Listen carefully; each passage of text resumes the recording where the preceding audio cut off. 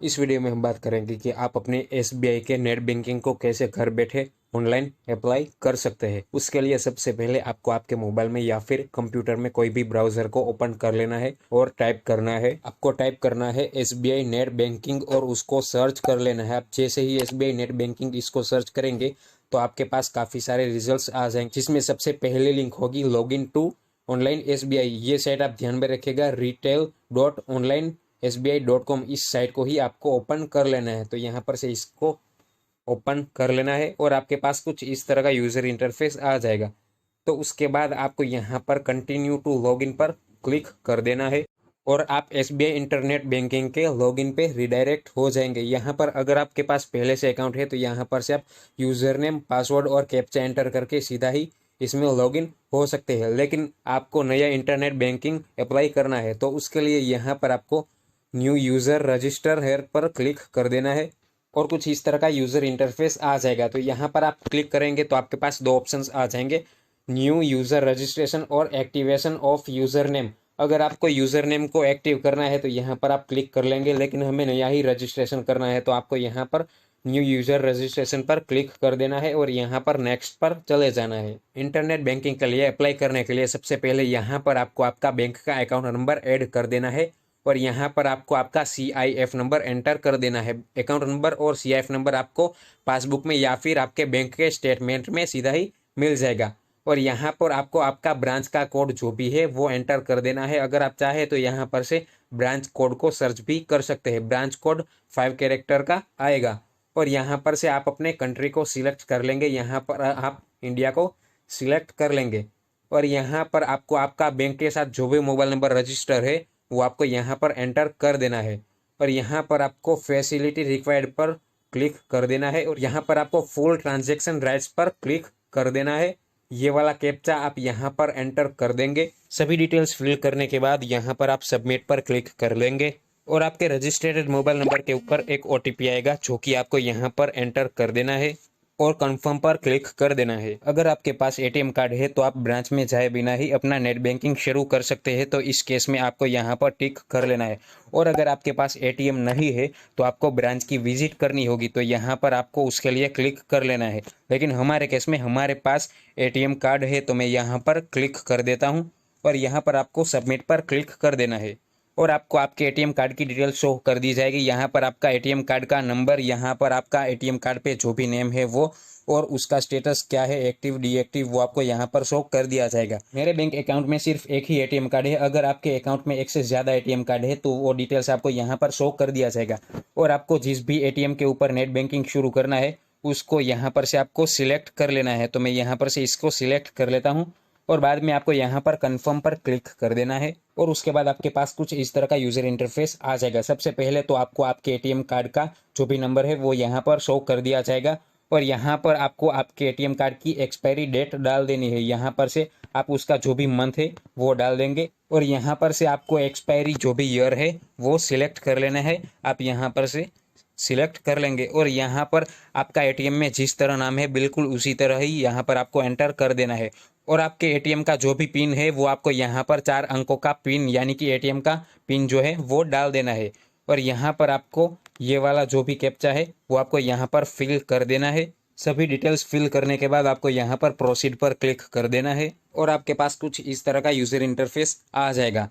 तो सबसे पहले तो यहाँ पर से आपको यूज़र नेम को क्रिएट कर लेना है। यूज़र नेम क्रिएट करने के लिए आप ABCD के अल्फ़ाबेट को यूज़ करेंगे। अल्फ़ाबेट के साथ साथ आप कोई भी नंबर भी साथ ही यूज़ कर सकते हैं। फॉर एग्जाम्पल मैंने यहाँ पर एक यूज़र नेम क्रिएट कर लिया है। आपको यहाँ पर अपने हिसाब से यूज़र नेम क्रिएट कर लेना है और यहाँ पर चेक यूज़र नेम अवेलेबिलिटी पर क्लिक कर देना है। आप जैसे ही चेक अवेलेबिलिटी पर क्लिक करोगे और वो यूज़र नेम अवेलेबल होगा तो यहाँ पर आपको शो कर दिया जाएगा। लेकिन हमारे केस में ये वाला यूज़र नेम अभी यहाँ पर अवेलेबल नहीं है, तो आपको इस तरह कोई दूसरा यूज़र नेम ट्राई करना है। इसी तरह आपको आपका जो अवेलेबल हो वो यूज़र नेम सेट करना है। तो चलिए मैं कोई और यूज़र नेम ट्राई करता हूँ।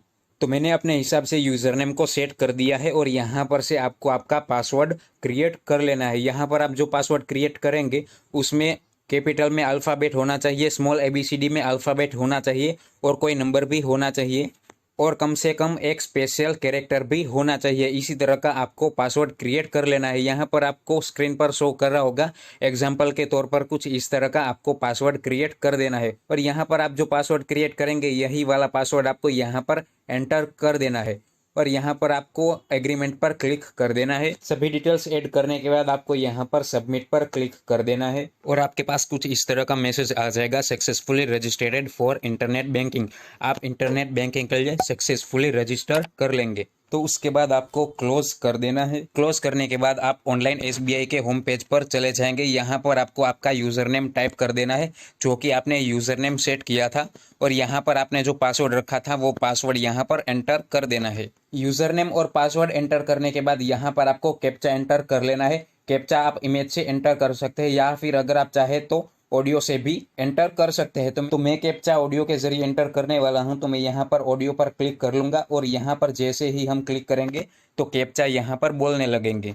तो ऑडियो के जरिए मैंने कैप्चा एंटर कर लिया है। उसके बाद आपको लॉगिन पर क्लिक कर देना है और आपके रजिस्टर्ड मोबाइल नंबर पर एक ओटीपी सेंड किया जाएगा जो कि आपको यहाँ पर एंटर कर देना है। ओटीपी एंटर करने के बाद सबमिट कर देंगे और आप सीधे ही आपके अकाउंट में रिडायरेक्ट हो जाएंगे। तो सबसे पहले तो आपको आपका एक प्रोफाइल पासवर्ड एंटर करना होगा। दोस्तों प्रोफाइल पासवर्ड क्या है? आपने अभी जो यूजर नेम और पासवर्ड के जरिए लॉगिन किया है वो सिर्फ लॉगिन के लिए, आपके अकाउंट में लॉगिन के लिए आईडी पासवर्ड है। लेकिन अगर आपको आपके नेट बैंकिंग के कोई सेटिंग में चेंजेस करने हैं तो उसके लिए आपको प्रोफाइल पासवर्ड चाहिए होगा। तो वही आपको यहाँ पर सेट करना है।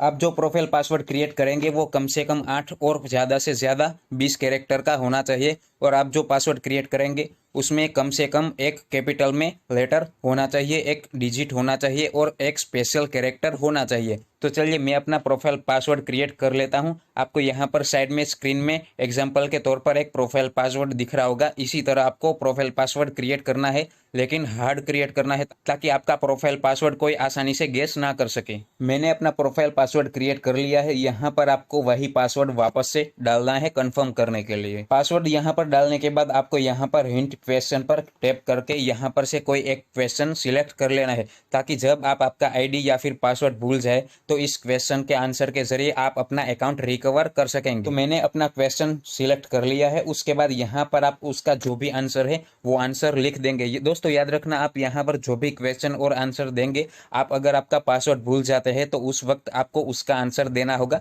ताकि आपको आपका अकाउंट रिकवर करने में हेल्प मिल सके। और उसके बाद आपको यहाँ पर नीचे आ जाना है। यहाँ पर आपको आपका बर्थ का प्लेस एंटर कर देना है। इतना करने के बाद आपको यहाँ पर सबमिट पर क्लिक कर देना है और उसके बाद आपका प्रोफाइल पासवर्ड सक्सेसफुली क्रिएट हो जाएगा। तो यहाँ पर आपको गो टू समरी पर क्लिक कर देना है और यहाँ पर आपको आपके अकाउंट की डिटेल्स शो कर दी जाएगी। तो यहाँ पर आपको काफ़ी सारी फैसिलिटीज़ मिल जाएगी। यहाँ पर आपको आपका नेम शो कर दिया जाएगा और यहाँ पर आपको आज की डेट शो कर दी जाएगी। आपने जो लास्ट लॉगिन किया होगा वो यहाँ पर आपको शो कर दिया जाएगा और आपको जो भी फैसिलिटीज़ मिलने वाली है वो आपको यहाँ पर शो कर दी जाएगी। इन सभी फैसिलिटी का यूज़ आप यहाँ पर से कर सकेंगे और बाकी यहाँ पर आपको शो कर दी जाएगी जिसका यूज़ आप कर सकेंगे। और अगर आप आपके अकाउंट के लास्ट 10 ट्रांजैक्शन चेक करना चाहते हैं तो यहाँ पर से आप वो भी कर सकते हैं और अगर आप आपका बैलेंस चेक करना चाहते हैं तो वो भी कर सकते हैं। अगर आप अपने पैन कार्ड की डिटेल्स या फिर नॉमिनी की डिटेल्स चेक करना चाहते हैं या फिर अपने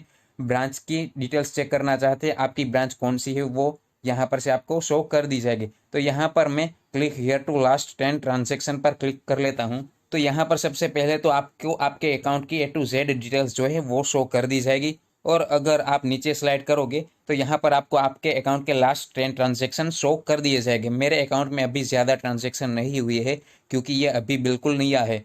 तो दोस्तों कुछ इस तरह आप अपने घर बैठे बिना कहीं पर जाए, बिना बैंक पर जाए, अपने मोबाइल के जरिए या फिर कंप्यूटर के जरिए इंटरनेट बैंकिंग को एक्सेस कर सकते हैं, लॉगिन कर सकते हैं। अगर वीडियो पसंद है तो वीडियो को लाइक करना मत भूलिएगा। चैनल को सब्सक्राइब नहीं किया है तो चैनल को सब्सक्राइब कर देना। मैंने SBI बैंक योनो ऐप के रिलेटेड काफ़ी वीडियोस बना रखे हैं जो कि आपको यूजफुल हो सकते हैं, जिसकी लिंक आपको डिस्क्रिप्शन में मिल जाएगी।